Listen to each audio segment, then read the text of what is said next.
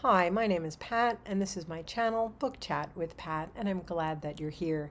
Today I'm bringing you another episode of Poetry Thursday, and I'm going to be speaking today about the 20th century African American poet Robert Hayden. Robert Hayden was born Asa Bundy Sheffey in Detroit, Michigan. His parents separated when he was very young, and his mother, impoverished and basically homeless, left him in the care of Sue Ellen Westerfield and William Hayden. The Haydens never officially adopted him. They changed his name to Robert Hayden, but they never did so legally. He was raised in a Detroit ghetto.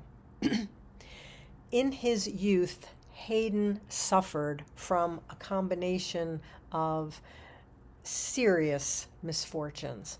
He experienced great poverty, the unhappy marriage of his foster parents, violent discipline at the hands of his foster father, and severe nearsightedness, almost blindness. Feelings of isolation brought him to books, and particularly to poetry. As a child, as a young person, he read the poetry of Paul Laurence Dunbar, Langston Hughes, Edna St. Vincent Millay, Countee Cullen, and Carl Sandburg. By the time he graduated from high school in 1932, he had pretty much decided that he was going to become a poet as well. From 1932 until 1936, he attended what was then called Detroit City College. This is now Wayne State University. But he didn't earn his degree there. He left school to join the Federal Writers Project, helping to research Black history and folklore. In 1938, he left the Federal Writers Project and began to work on his own volume of poetry. In 1940, he published his first volume, Heart Shape in the Dust. The following year, he enrolled at the University of Michigan, where he studied with the British poet W.H. Auden, who would become a major influence. He also began reading at this time the works of Hart Crane, Marianne Moore, Gerard Manley Hopkins, and William Butler Yeats. In 1942, Hayden received his master's degree. He took a teaching position at Fisk University, where he remained for 23 years. In 1969, he returned to teach at the University of Michigan, and he remained there for 11 years until his death in 1980. In 1976, Hayden served as what was then called poetry consultant at the Library of Congress.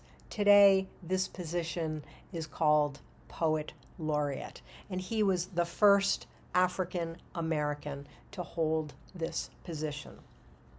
Hayden died in Ann Arbor, Michigan, less than a year after he became a member of the American Academy and Institute of Arts and Letters.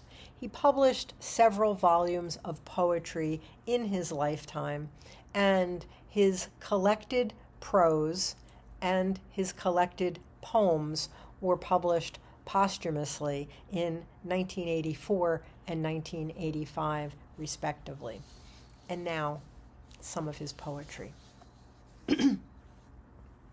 Frederick Douglass.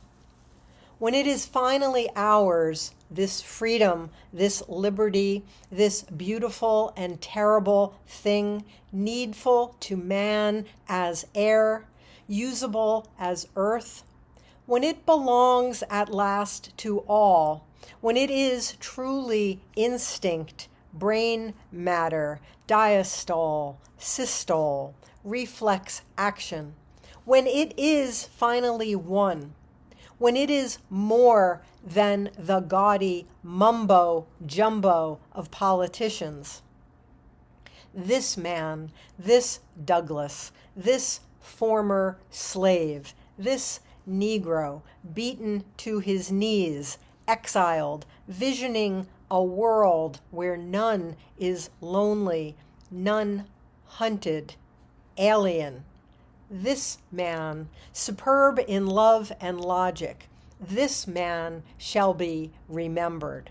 Oh, not with statues' rhetoric, not with legends and poems and wreaths of bronze alone, but with the lives grown out of his life, the lives fleshing his dream of the beautiful, needful thing.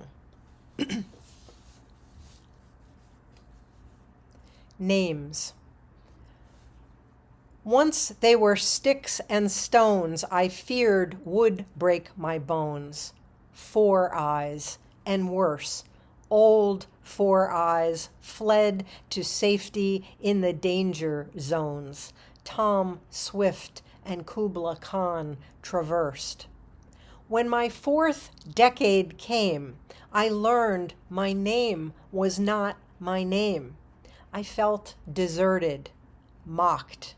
Why had the old ones lied? No matter, they were dead. And the name on the books was dead. Like the life my mother fled, like the life I might have known. You don't exist, at least not legally, the lawyer said. As ghost, double, alter ego, then?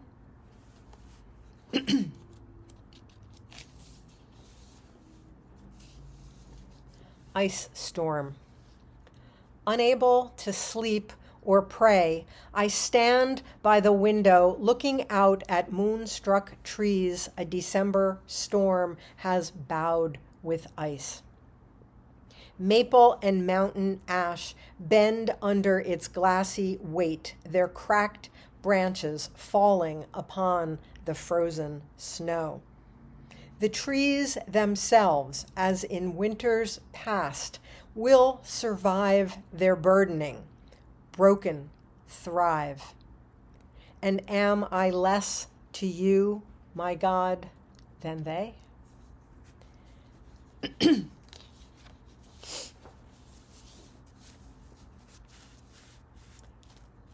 And finally, probably his most well-known poem. This is one I used to teach. Those Winter Sundays. Sundays, too, my father got up early and put his clothes on in the blue-black cold.